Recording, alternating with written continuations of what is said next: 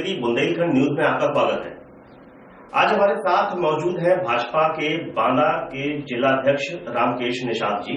हम उनका स्वागत करेंगे, लेकिन उससे पहले मैं आपको बताऊं कि लॉकडाउन का ये पीरियड चल रहा है। देश में कोरोना महामारी जरूरत से ज्यादा अपने पैर धीरे धीरे पसारती चली जा रही है। फिर भी अन्य देशों की तुलना में अभी भी भारत में देखा जाए तो ये स्थिति उतनी गंभीर नहीं है। उसका कारण है कि हमारे प्रधानमंत्री नरेंद्र मोदी जी ने जो लॉकडाउन की घोषणा की उससे काफी कुछ स्थिति संभली है। इस लॉकडाउन के पीरियड में बहुत सारी समस्याएं आ रही हैं, जैसे वो परिवार जिनको जो रोजाना खाते थे, रोजाना कमाते थे, ऐसे परिवारों तक अन्न पहुंचाना, उनको भूखे न मर पाए, उनके सामने अन्न की, भोजन की स्थिति गड़बड़ न हो पाए, इसके लिए तमाम समाजसेवी अपने अपने तरीके से काम कर रहे हैं। भाजपा कैसे काम कर रही है? चूंकि सत्ता उन्हीं की है, इसलिए हम उनसे जानना चाहेंगे कि वो इस दौरान कैसे काम कर रहे हैं, ताकि वो अपनी जनता को भूखा नहीं रख रहे, उनको भूखे नहीं सोने दे रहे हैं। तो इसके लिए हमारे स्टूडियो में आज मौजूद है रामकेश निषाद जी, आपका स्वागत है। रामकेश जी, एक चीज बताइए कि इस दौरान हम अगर आप शुरुआत से पूछें कि लॉकडाउन की जब घोषणा हुई तो आप लोगों के मन में पहला विचार क्या आया कि बांदा की जनता में को हम कैसे भूखे नहीं सोने देंगे? क्या प्लानिंग की थी आपने?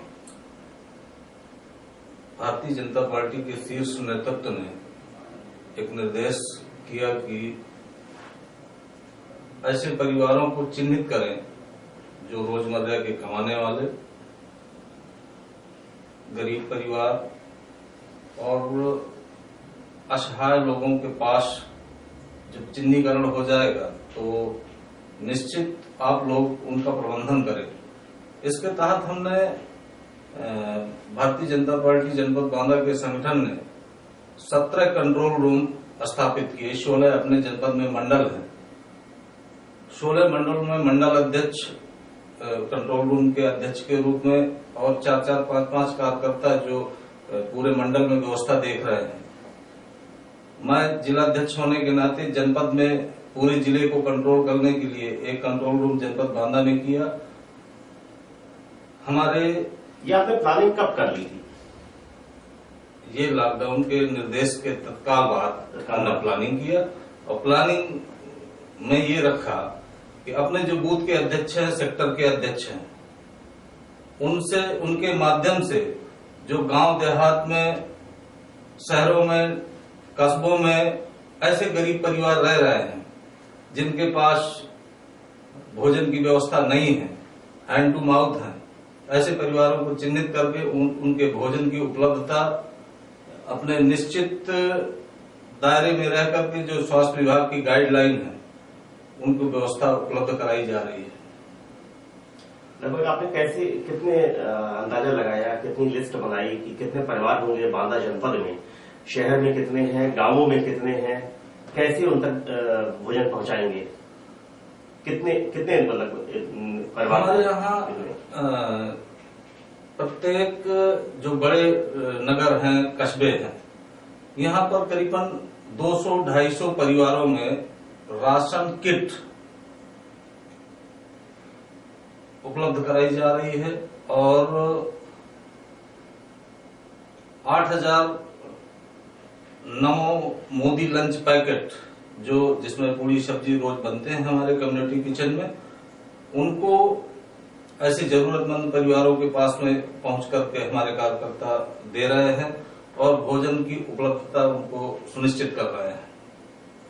ये आप लोगों ने क्या रोजाना एक ही व्यक्तियों को दे रहे हैं? जैसे राशन किट में कितना सामान होता होगा? राशन किट में जो भारतीय जनता पार्टी ने एक तय किया कि 5 किलो आटा, 2 किलो चावल, 3 किलो चावल, 2 किलो दाल और आधा किलो तेल की शीशी, सब्जी मसाला, नमक की पूरी किट बना करके ऐसे परिवारों में उपलब्ध कराई जा रही है। लगभग एक किट एक परिवार के लिए कितने समय तक के लिए हो जाती होगी? ये 7 दिन के लिए हम मान के चलते हैं, 6 से 7 दिन के लिए हो जाता है। और उन परिवारों की निश्चित द्वारा भी भारतीय जनता पार्टी का कार्यकर्ता चिंता करता है कि उनका राशन खत्म हो गया, बाद उनका खत्म जब हो जाएगा निश्चित चिंता फिर पहुंचा दी जाएगी। बिल्कुल बिल्कुल उनके यहाँ पहुंचाते हैं। और हमारे जो जनप्रतिनिधि हैं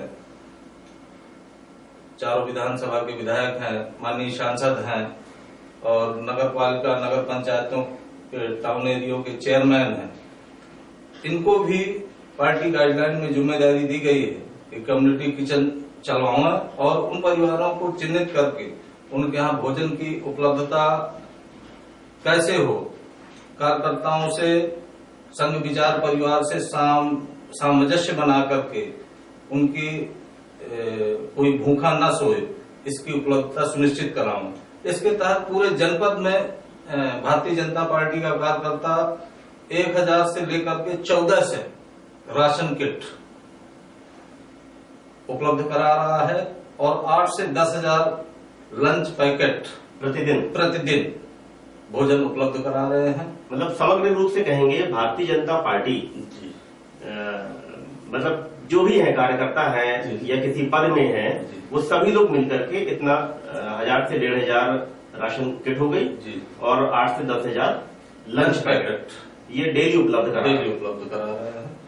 और ऐसे परिवारों को जहां जो बाहर के मजदूर पड़े हुए हैं अपने जनपद बांदा में इस लॉकडाउन में फंस गए हैं, उनके यहाँ भी लंच पैकेट, अगर वो भोजन बनाने की व्यवस्था रखे हैं तो उनके यहाँ सूखा राशन की किट उपलब्ध कराई जा रही है।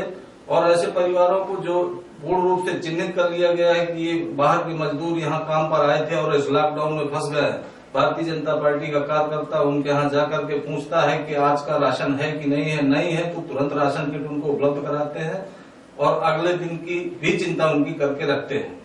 इसकी सूचना वो अपने नजदीकी कंट्रोल रूम में देते हैं कि आज यहाँ पर इतने दिन का सामग्री उपलब्ध है। इस तरह से हमारे पूरे जिले में कार्यकर्ता सक्रिय रूप से ऐसे परिवारों को चिन्हित करके भोजन उपलब्ध करा रहे हैं और उनके स्वास्थ्य की, उनको जागरूकता की जानकारी दे रहे हैं। इधर एक सप्ताह से भारतीय जनता पार्टी के कार्यकर्ताओं ने ऐसे साधन संपन्न व्यक्तियों से सुविधा लेकर के और महिला मोर्चा जो कार्यकर्ता हैं जनपद में, उनसे आग्रह करके हैंड मास्क तैयार कराए जा रहे हैं और साधन संपन्न परिवारों से सैनिटाइजर, साबुन, हैंड वॉश लेकर के ग्रामीण अंचलों में, शहरों में ऐसे परिवारों को उपलब्ध कराने का कार्य भी साथ में चल रहा है कि वो सफाई से रहें और जागरूकता लावें, इस कोरोना महामारी में लॉकडाउन रहें और बचाव करें। मतलब महिला मोर्चा जो आपका है वो इस तरीके से इस कोरोना लॉकडाउन के समय इस तरह की अपनी भूमिका निभा रहा है कि वो मास्क वगैरह, सैनिटाइजर ये उपलब्ध करा रहे हैं। नहीं, महिला मोर्चा क्या कर रहा है? अपने अपने घरों में मास्क तैयार कर रहे हैं और महिला मोर्चा के द्वारा जो हैंड मास्क तैयार होकर के कार्यकर्ताओं को मिल रहे हैं, जो कोरोना वॉरियर्स हैं, जो इस फील्ड में लगे हुए हैं, आम लोग जो अन्य लोगों के संपर्क में रहते हैं, उनको जागरूक करते हुए वो मास्क उपलब्ध कराए जा रहे हैं और पूरी बातें बताई जा रही हैं। रामकेश जी, एक सवाल और है कि आपके जनपद में 4 विधायक हैं, चारों विधायक के साथ एक जिलाध्यक्ष का समन्वय कैसा चल रहा है, कैसे मिलकर के रणनीति बना करके, क्योंकि जहां तक हम देख पा रहे हैं कि कुछ विधायक तो फील्ड पे दिखाई दे रहे हैं, रोजाना उनकी जय जयकार हो रही है, अब काफी आगे दिखाई दे रहे हैं वो सहायता राशि मदद करने में, लोगों की मदद करने में, लेकिन कुछ विधायक अभी भी उनका कुछ पता नहीं चल रहा आखिर क्या क्या रहे हैं, वो कैसे मदद कर पा रहे हैं। अभी हमारे पूरे जनप्रतिनिधि हैं जो जनपद के चारों विधायक हैं, 2 सांसद कह रहे हैं, एक विधानसभा हमीरपुर में लगती है, वो अपने प्रतिनिधियों के माध्यम से राशन सामग्री वितरण व्यवस्था में उपलब्ध रहते हैं। हमारे सदर के विधायक हैं माननीय श्री प्रकाश द्विवेदी जी, नारायणी से श्री राजकरण कबीर जी, बबेरू में श्री चंद्रपाल कुशवाहा जी। आप सभी जनप्रतिनिधि अपनी अपनी विधानसभाओं में कार्यकर्ताओं के साथ सामंजस्य बना करके राशन किट, मास्क, सैनिटाइजर, साबुन और लंच पैकेट का वितरण कार्य व्यवस्थित रूप से चला रहे हैं। मतलब आप अपने विधायकों से संतुष्ट हैं कि हाँ वो अपने अपने क्षेत्रों में जी बिल्कुल अपना काम सही तरीके से कर रहे हैं? जी निश्चित ही हम अपने जनप्रतिनिधियों से पूर्ण रूप से संतुष्ट हैं। राकेश जी, एक चीज और कि जब आपने देखा, आप लोग भोजन या अन्न का वितरण करने निकले, ऐसे गरीबों को, असहायों को आपने भोजन पहुंचाया है, तो कुछ ऐसे आपको दृश्य भी दिखाई दिए होंगे कि जो लगा हो आपको कि हाँ वाकई में इस परिवार को ज्यादा जरूरत थी अन्न की, जहां तक हम अभी नहीं पहुंच पाए, हम बाद में पहुंच पाए, हम क्यों नहीं पहले पहुंच गए इस तक? कैसा कभी कुछ लगा? कुछ ऐसे संस्मरण हो, कैसे कुछ घटना आपको याद आ रही हो? जैसे हमारे यहाँ एक मध्यम वर्गीय परिवार है, एक निश्चित दायरे में अपने उनके पास भोजन की व्यवस्था रहती है। जो रोजमर्रा कमाने जाते थे, किसी के सामने हाथ नहीं फैला सकते थे। हो सकता है हमारे कार्यकर्ता ऐसे परिवारों को चिन्हित न कर पाए, लेकिन जैसे ही लगा है कि ऐसे परिवार और अति गरीब परिवार हैं, हम यहाँ नहीं पहुंच पाए हैं, उनको तत्काल व्यवस्था दी गई है। और व्यवस्था देने के साथ में उनको अपने उसमें चिन्हित करके सरकारी जो सुविधाएं हैं, तो वर्तमान में कोटेदार से अनाज की व्यवस्था आई है। जिनके पास जॉब कार्ड और राशन कार्ड नहीं है, ऐसे व्यक्तियों को 1000 रुपया योगी जी ने जो घोषणा किया है, मोदी जी ने, वो उपलब्ध कराने के लिए फॉर्म अप्लाई कराया है, उनके खातों में पहुंचाने का प्रयास किया जा रहा है।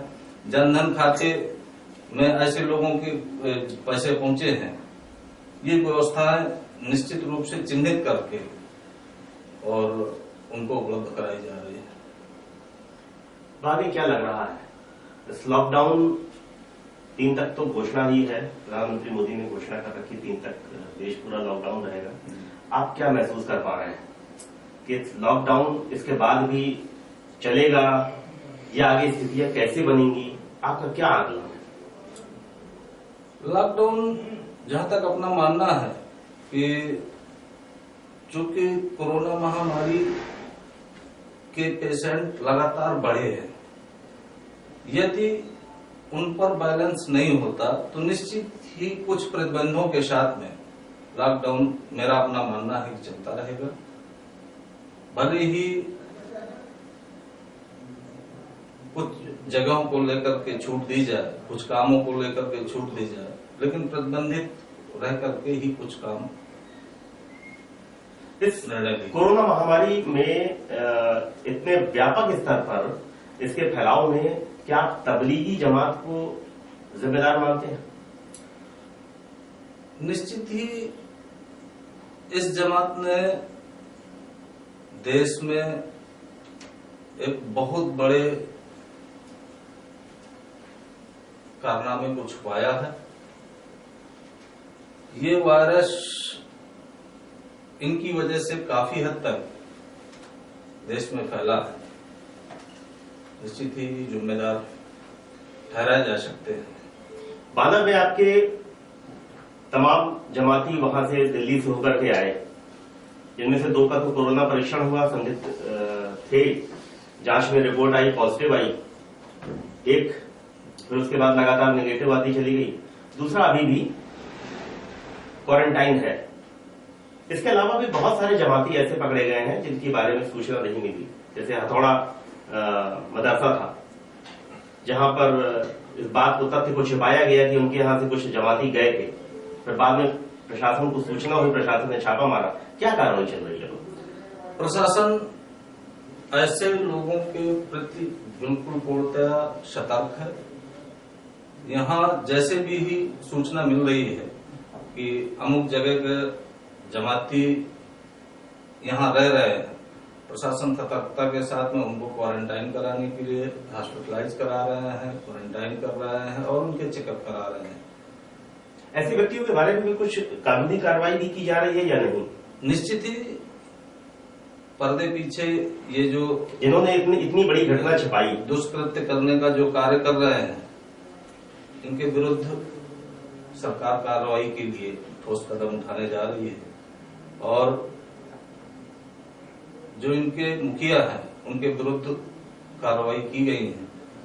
ऐसे लोगों के विरुद्ध भी कार्रवाई निश्चित होनी चाहिए जो इस ऐसे कृत्य को सामने न ला करके समाज में फैलाने का कार्य कर रहे हैं। लेकिन आप यहाँ के जिलाध्यक्ष हैं भाजपा के, सत्ता आपकी है, हथौड़ा मदरसे ने जानकारी छिपाई, क्या कार्रवाई हुई है? प्रशासन ने जैसे ही सूचना मिली कि यहाँ जमाती है, प्रशासन ने उस मदरसे में जाकर के ऐसे पूरे यूनिवर्सिटी को, मदरसे को सील किया है और उनको जो जमाती थे या उनसे संबंधित थे उनको क्वारंटाइन कराने का कार्य किया है। उनका क्या मदरसा संचालकों पर भी कोई कार्रवाई हुई है? निश्चित ही इसमें जांच का विषय है और जो जांच में आएगा कि इनकी कितनी संलिप्तता है, निश्चित ही उनके ऊपर कार्रवाई सरकार करेगी, ये भरोसा है। रामकेश जी, एक चीज और बताइए कि आप बांदा जिला के भाजपा के जिलाध्यक्ष हैं। यहाँ के बहुत सारे मजदूर ऐसे हैं जो बाहर देश के विभिन्न भागों में फंसे हुए हैं, जो कमाने खाने के लिए जाते थे, यहाँ से पलायन होकर के जाते थे, वो यहाँ पे नहीं आ पाए हैं। क्या खा रहे होंगे, कैसे फंसे होंगे, किस स्थिति में होंगे? आप लोग ने क्या व्यवस्था कर रखी है? उनको लाने का भी कोई प्लान है या नहीं है? क्या कर रहे हैं? जैसे ही हम लोगों ने कंट्रोल रूम खोले थे और अपने कार्यकर्ताओं के नंबर और अपने नंबर मीडिया के माध्यम से सर्वाइव किए, प्रसारित कराए, हमारे पास, हमारे कार्यकर्ताओं के पास ऐसे परिवारों के फोन आए कि हमारे बच्चे फला जगह फंसे हैं, हमारा परिवार फला जगह फंसा है, मजदूरी करने गए थे, या उनके फोन हमारे पास, कार्यकर्ताओं के पास आना शुरू हुए।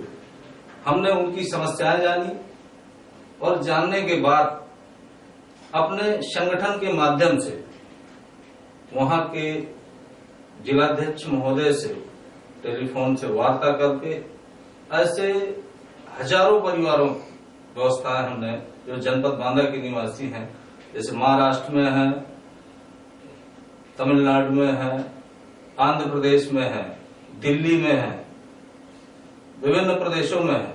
आपका सभी का डेटा होगा, आपने सबसे? जी, जिनके पास कांटेक्ट है, ये लिया है हमने। अपने जैसे नहीं था, हमने प्रदेश संगठन से आग्रह करके वहां के संगठन का मोबाइल नंबर संपर्क करके लिया और वहां के संगठन के मुखिया जो जिलाध्यक्ष होते हैं, उस जनपद के जिलाध्यक्ष जी से बात करके ऐसे परिवारों की भी भोजन, रहने, ठहरने की व्यवस्थाएं करवाई हैं।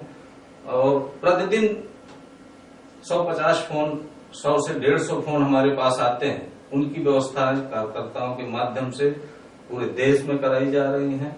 अपने बांदा में भी तमाम प्रदेशों के लोग मजदूरी करने आए हैं। अन्य जो हमारे भारतीय जनता पार्टी के वहां के कार्यकर्ता, वरिष्ठ पदाधिकारी हैं, हमें फोन करते हैं। यही व्यवस्था मुझे लग रहा है कि पूरे देश में है। भारतीय जनता पार्टी का एक उद्देश्य कि इस लॉकडाउन के दौरान कोई भूखा न सोए, इसके तहत कार्य कर रही है और ऐसे परिवारों को चिन्हित करके उनकी व्यवस्थाएं, भोजन की, उनके रहने की, स्वास्थ्य की लगातार कर रहे हैं।